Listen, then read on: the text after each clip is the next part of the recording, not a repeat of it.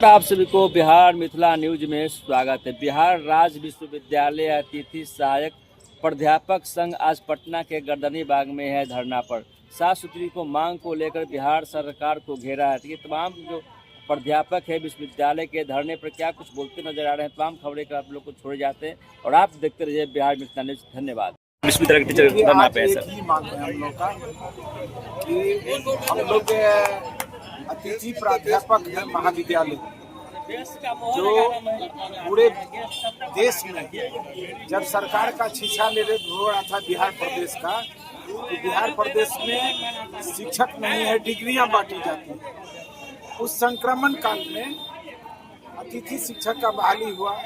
निरंतर हम लोग जो परमानेंट शिक्षक हैं उससे बेहतर सेवा अतिथि शिक्षक देते आ रहे हैं। जब कोरोना काल था उस समय में भी बेहतर शिक्षा व्यवस्था जो है संचालन में हम लोग का भागीदारी रहा।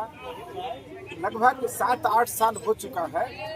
कई ऐसे शिक्षक हैं जिसका उम्र सीमा समाप्त हो गया है, अब हम नए वैकेंसी में नहीं आ सकते। सरकार तरह तरह का भ्रम पैदा करके और उस शिक्षा की तरफ जो है वह संवेदनशील नहीं है। हम सरकार से मांग करेंगे, अनुरोध करेंगे कि एक ओर आप घोषणा करते हैं कि हमको प्रदेश में 200-300 डिग्री महाविद्यालय खोलना है, दूसरी तरफ अभी विश्वविद्यालय सेवा आयोग से बहाली हो रही है और अतिथि शिक्षक को हटाया जा रहा है। मैं दावे के साथ एक बात कहना चाहता हूँ, आज जिस तरह से छीछा लेदर हो रहा है कि विश्वविद्यालय सेवा आयोग के द्वारा जो बहालियाँ हुई है फर्जी डिग्री के आधार पर चयन किया गया है, हो सकता है पूरे देश में बिहार प्रदेश का छीछा लेदर नहीं हो जाए।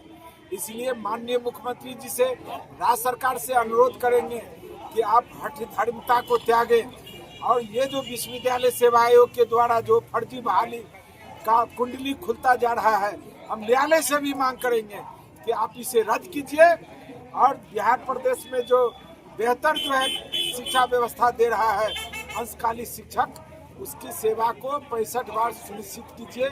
यही मेरा मांग है कि आप वेतन बढ़ाइए या नहीं बढ़ाइए, हमारे सेवा को अनिश्चितता को समाप्त कीजिए, यह अपील है।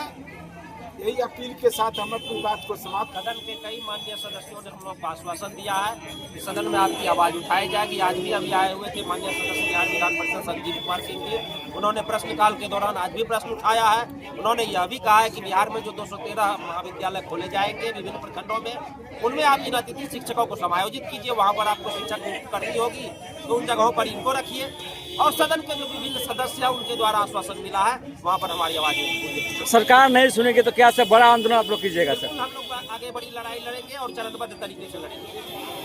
बात समझ चल रहा है सर। के साथ ही अमित वर्मा जी को आमंत्रित करेंगे, वो आए और अपनी बातों को रखते हैं। सरकार विकास की सरकार है, काम करने वाली सरकार है और हम लोग लगातार 6-7 वर्षों से काम कर रहे हैं। इधर 2023 में जो राष्ट्रीय शिक्षा नीति लागू हुआ है उसमें अप्रत्याशित रूप से विद्यार्थियों की संख्या काफ़ी बढ़ गई। इसके पीछे विद्यार्थियों की संख्या बढ़ने के पीछे अतिथि प्राध्यापक हैं, उन्होंने लगातार 7-8 वर्षों से जो क्वालिटी एजुकेशन दिया है, उसी क्वालिटी एजुकेशन का परिणाम है कि राष्ट्रीय शिक्षा नीति के तहत जो सिलेबस लागू किया गया है बिहार में, उसकी पढ़ाई शुरू हो गई है। सेमेस्टर सिस्टम, उसमें हम लोग अमूमन 20 लाख बच्चों को पढ़ा रहे हैं। अभी हर वर्ष 20 लाख बच्चे ग्रेजुएशन में एडमिशन लेते हैं, उन बच्चों को हम पढ़ा रहे हैं। एजुकेशन दे रहा और सरकार से हमारी मांग है, पूरा विश्वास है, हमारे जनप्रतिनिधियों ने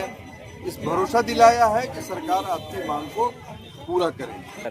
देखिए, ये सरकार क्या कहा जाए, ये पुरानी कहावत है कि अभी बहुत सारे सवाल सरकार पर उठ रही हैं। कहा जा रहा है कि जो 2015 का नीतीश कुमार नहीं दिख रहा, वाकई में शिक्षक और छात्र हित में नुकसानदायक है। अभी हम धरना पर बैठे हुए हैं, आज का क्लास तो निश्चित रूप से बंद ही होगा महाविद्यालय में। इस पर सरकार को विचार करने की जरूरत है। हमारी योग्यता अर्हता वही है जो नियमित शिक्षकों की बहाली की योग्यता और अर्हता है। जब नियमित शिक्षकों की योग्यता और अर्हता हम रखते हैं तो अब और अभी विगत लगभग 7 वर्षों से हम 8 वर्षों से सेवा दे रहे हैं, तो सरकार कुछ भी नहीं तो एक मानवता के तौर पर विचार करे कि हमारी सेवा नियमितीकरण हो, क्योंकि इसके आधार पर अन्य राज्य में भी किया गया है, हरियाणा में किया गया है, पंजाब में किया गया है, हिमाचल में किया गया है, बंगाल में किया गया है। इन सब राज्यों का मूल्यांकन करते हुए सरकार से हम एक ही मांग करते हैं कि आप कम से कम कुछ नहीं तो एक मानवता के आधार पर सोचिए और हमारी जो मांगे हैं नियमितीकरण उस पर विचार करते हुए यथाशीघ्र हम लोग को नियमितीकरण का काम करें। ये हमारी मांग।